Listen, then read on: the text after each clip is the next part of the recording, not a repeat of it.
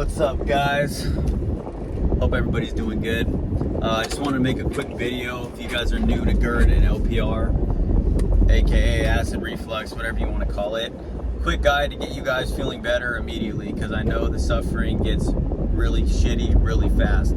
So this is what you guys are going to want to do. First of all, first thing is first, absolute first thing you want to do: stop toughing it out. Go to a doctor, make them very clear, make your whole health team clear about what the fuck you are going through, because otherwise this condition usually doesn't get better.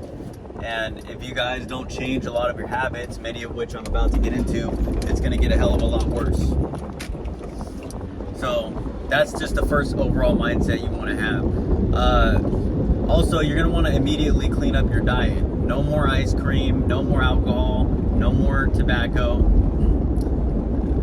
Look up a low acidic diet and do that. But in a nutshell, it's basically nothing acidic, and it's also avoiding foods that are known to weaken your LES, which is the valve that lets food from your esophagus into your stomach. Because for a lot of people with chronic reflux, what happens is that valve is weak, and it allows the acid to come back up to your esophagus and even your throat. So you want to get that taken care of by doing a low acid diet. If you're overweight, you definitely want to focus on losing weight, which will be a kind of a byproduct of all this once you clean up your diet. I would even recommend going like low carb. I found like the paleo diet early on did help me a lot, to be honest. Giving up things like rice and potatoes and just carb heavy foods in general, foods that usually cause bloating. If you just eat meat and greens, that should help a good deal. But for every person, it might be slightly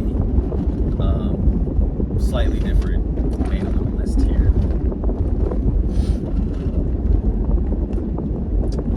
And I should point out, they do make really good books. I've read like three books on the subject, but they make cookbooks for people specifically with our condition. Two good ones are Dropping Acid and the Acid Watcher's Diet. Both are really good. It definitely helped me out a lot.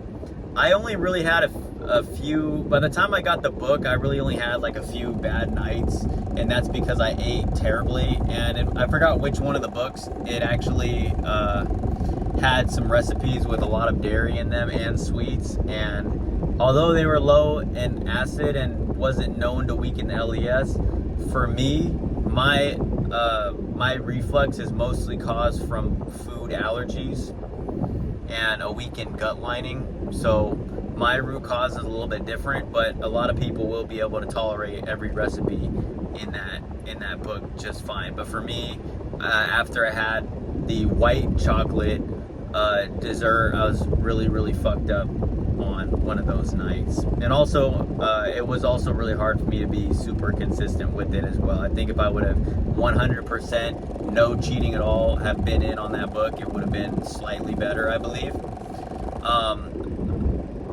Some more stuff you guys are going to want to do: don't eat any more big meals, at least until you figure out what this is. When your doctors run tests and you go see a GI doctor and you narrow down what your root cause is, you guys are going to really want to eat like 5 to 6 pretty small meals a day. Like, you shouldn't be full ever.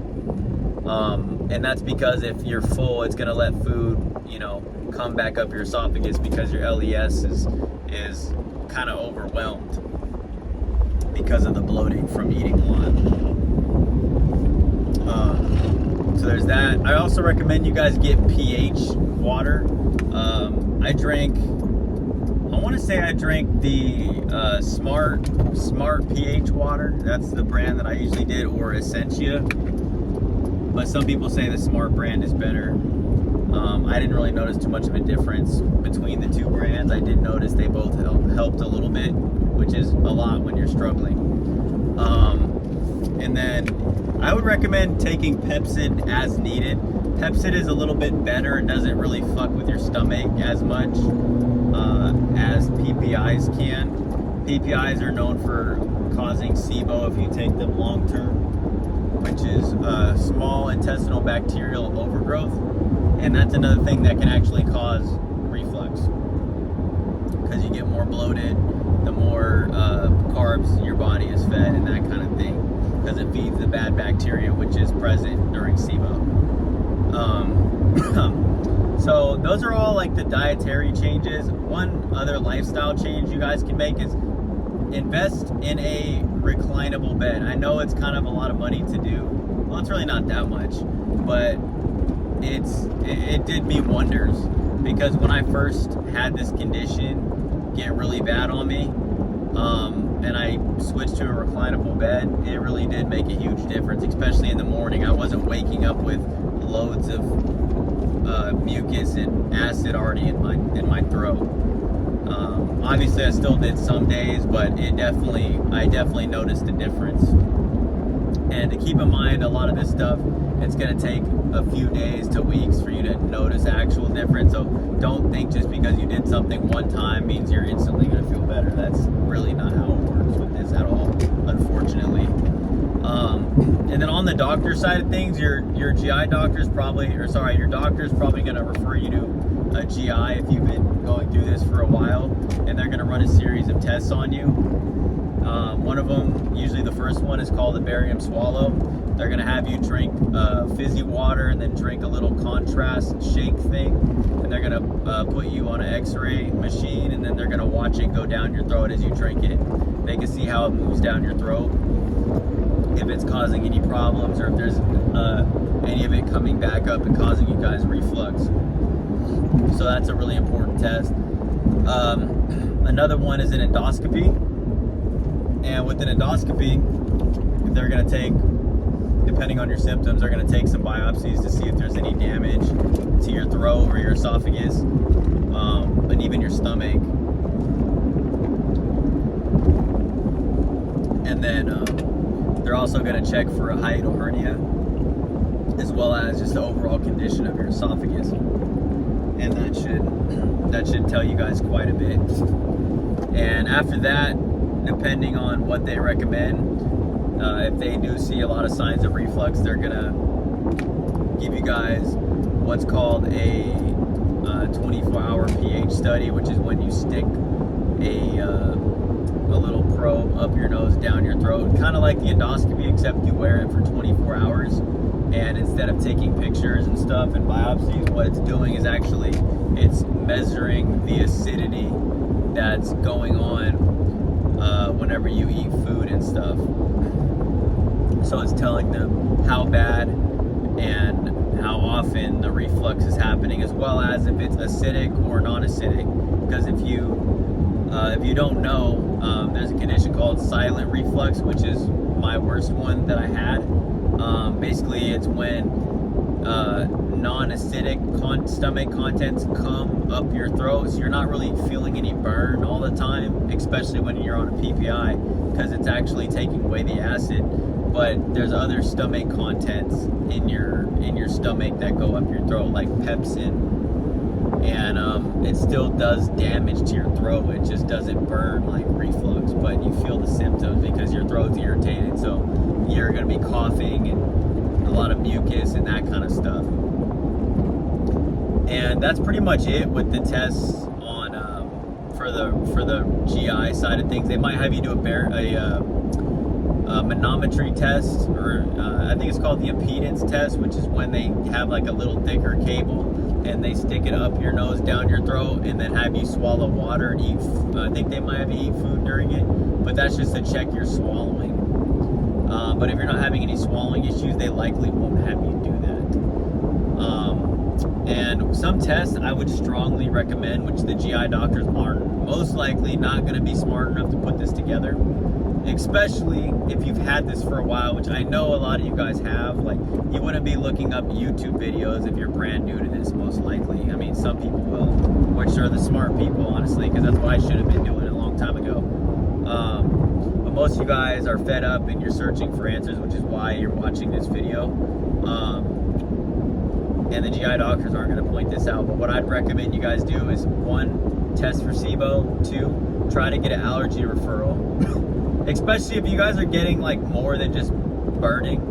if you guys were like me, where you've done a PPI before, and you've done like you made lifestyle changes and you didn't notice that much of a difference in your quality of life and eating is still going downhill, you guys really should get allergy tested, and I would even see a naturopathic doctor and get a food sensitivity panel done, and that can tell you a lot right there.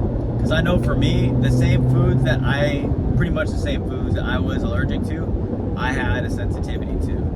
And a lot of them, even though at the time when I was having reflux and I would create a food journal, I didn't realize that certain foods had more in common than what met the eye. For example, for me, I have an allergy to corn as well as wheat, barley, and rye, but what I didn't know is that the protein structure is actually similar. So even though I gave up gluten for a little bit, I was still getting a little bit of symptoms because I didn't give up corn. In fact, popcorn is one of the worst of my triggers, and I don't even have to eat a lot of it. That would be what I would call my quote-unquote silent reflux symptoms before, where before I thought it was strictly just reflux, but then I come to realize like a lot of it was allergy related. So it's important to keep an open mind, in my opinion, because if you don't, you're just going to be locked in on reflux, and then you're going to be like me or a lot of other people who have tried literally everything for reflux, including surgery, by the way, and you still have reflux, which is not good. Or I should say reflux-like symptoms, because it's not true reflux for a lot of people. And you see that if you go back and watch my videos after my surgery, I had a partial fundoplication. If you go back and watch my videos, and I also had a hiatal hernia repaired. Turned out I had a hiatal hernia that the doctors missed. If you go back and watch my videos, what actually happened to me was I had the surgery, and I knew that people that just had the surgery often feel better immediately because the reflexes immediately stopped if it was a successful surgery, but not me. So for the surgery, the first like 2 weeks you're on nothing but a liquid diet. So I went and got a whole bunch of these milk breakfast like shake things, right? So they actually had wheat and milk in them. And I was drinking them, and I was so pissed off because not only am I hurting from the surgery still, but I'm still having all kinds of throat clearing. And I was really frustrated. But lo and behold, after this whole thing, kind of passed, I realized milk was actually one of my huge triggers. And what does it have in common with gluten? Similar protein structure. So if I went back in my food journal, I could literally see I reacted to a lot of milk products, popcorn, and also gluten. Like when I had a whole bunch of pasta, like if I went to Spaghetti Factory or something. And a lot of these foods have a lot in common, but I just didn't know it at the time. So let me see if I left anything out. That's what I would do straight up. And something's got to give. If you do all those tests, if you get allergy tested, you do all those GI tests, you're either going to have one of a few problems. Either it's going to be some kind of like allergy or immune related, or it could be a mechanical issue. You could have a hiatal hernia, which is when part of your stomach is pushing past that lower esophageal sphincter, keeping it open, causing reflux. You might just have a weak LES to begin with. Some people are just born with the weak LES. And your diet also might be shitty. You might not even need to do any of this shit. You might just clean up your diet, go on a paleo diet, or any diet, low acidic diet. You might clean it up, and then bam, you're symptom free. It's all gonna depend. But something's got to give once you get the whole picture, and that's what I would strongly recommend everybody do as quick as possible. It's going to be a lot of money up front, especially, we all don't have medical insurance. And some of the tests I mentioned actually aren't even covered by medical insurance, so I had to come out of pocket for a lot of it. The SIBO test, you got to pay for. Unless the GI doctor might be able to order the SIBO test though, so see about that. But I know, like, to get retested, I had to pay for it. I want to say I had to pay for the first one too, now that I think about it, because it's a third party that does it. It's called Trio Smart. So see about that. And then the food intolerance test, the allergy test, yeah, you definitely got to pay for that.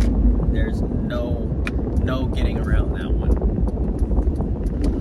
And then obviously, if you guys go with the naturopathic doctor, I'd recommend doing your research on that, because there's a lot of woo-woo naturopathic doctors, but there's also some good ones if you guys find the right ones who will help you. Like in my case, you know, I had no clue there was foods that were similar in structure and could cause issues for people with certain allergies. Because to be honest with you, when I'm healthy, like, I didn't really notice anything except dairy giving me any problems. And I'm not even actually allergic to dairy itself. I did test positive for dairy in like a sensitivity test, but from actual doctor's allergy test, the only thing I tested positive allergy wise is corn, gluten. There's actually a little bit more than that, but those are the main things that are super common: wheat, barley, rye, which is all gluten, and corn, pretty much. So yeah, dairy was, didn't react to dairy or milk or whatever on there at all. But I know for a fact that dairy milk definitely gives me some throat clearing still. Like yesterday, I even had a milkshake and had a little bit of, actually moderate amount of throat clearing a few hours later. That's just something I know sets me off. I can pick this up now that I'm at my destination. So yeah, if you guys have any questions, feel free to message me as always. And like I said, get on it, because you don't want to stick around and suffer with this shit longer than you have to. You got to get healthy and, get your life back, especially if you guys have been going through this for a long time. All right, take it easy, guys.